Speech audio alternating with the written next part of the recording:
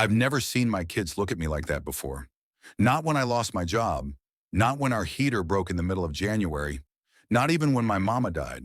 But on that stretch of concrete under those gas station lights, with my face on the asphalt and a cop's knee in my back, they looked at me like I was a stranger, like I was powerless, like I couldn't protect them. And that broke me more than anything. My name is Justin Miller. I'm 30, born and raised in Charleston, South Carolina. Been with my wife, Raina, since high school. We've got two kids, Jordan, 9, and Layla, 6. I work in HVAC, drive a beat-up Dodge Durango. No record, no trouble. Never been pulled over for more than a busted taillight. That changed last July. We were on our way back from Myrtle Beach, 4th of July weekend. 3-hour drive, kids asleep in the back, Raina humming to the radio. We stopped for gas just outside of Florence. A little shell off I-95.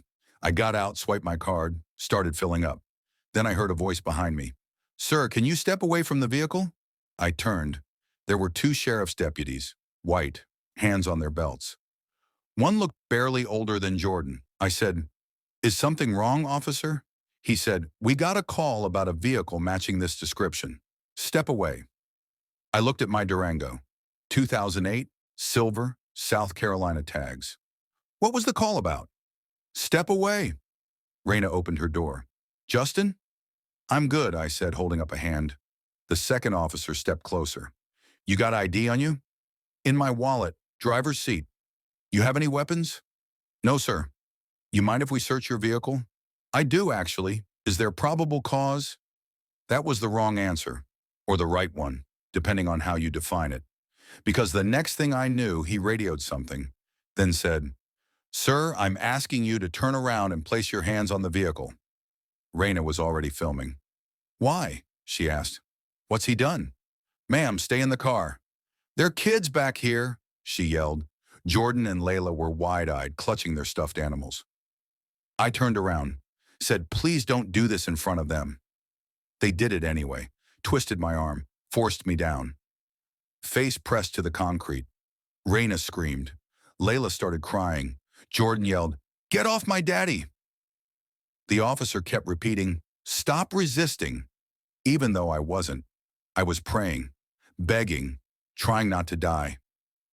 They zip-tied my wrists, sat me up on the curb, started searching the car. Jordan kept asking, "Did Daddy do something bad?" Raina held them both, phone still filming. I asked again, "What is this about?"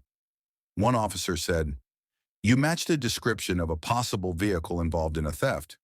"What theft? From where?" They didn't answer. 10 minutes later, a senior deputy pulled up, watched the footage, spoke to the officers quietly, then walked over. "You're free to go." Just like that, no apology, no explanation, no nothing. I said, "That's it?" He nodded. "Just a misunderstanding." My wrist had bruises, my knees were scraped, my wife was shaking, my kids were silent. We got back in the car, drove the rest of the way in silence. That night, Raina posted the video. It spread faster than we thought, over 3 million views in 2 days. Not routine gas station stop, he was just getting gas. Local news picked it up, then national outlets. Then lawyers started calling. The county released a statement. "Our deputies responded to a call about a suspicious vehicle. Upon assessment, it was determined the individual had no involvement. We regret any distress caused." Distress? They cuffed me in front of my children. They shoved me to the ground like I was an animal. Raina and I met with Marcus Hill. Yes, that Marcus Hill. He said, "We sue." The lawsuit named the sheriff's office, the deputies, and the county. Unlawful detainment, excessive force, emotional distress, racial profiling. They filed a motion to dismiss, said it was within protocol, said I was uncooperative, said the officers had reasonable suspicion, but the video told a different story.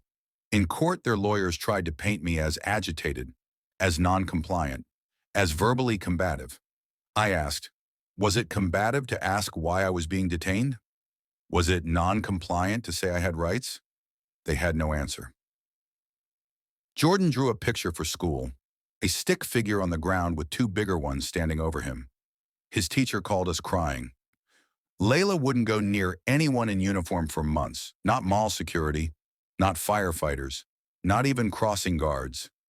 She said, "What if they push me too?" The judge didn't throw the case out. Trial's still pending. But even if we win, I already lost something.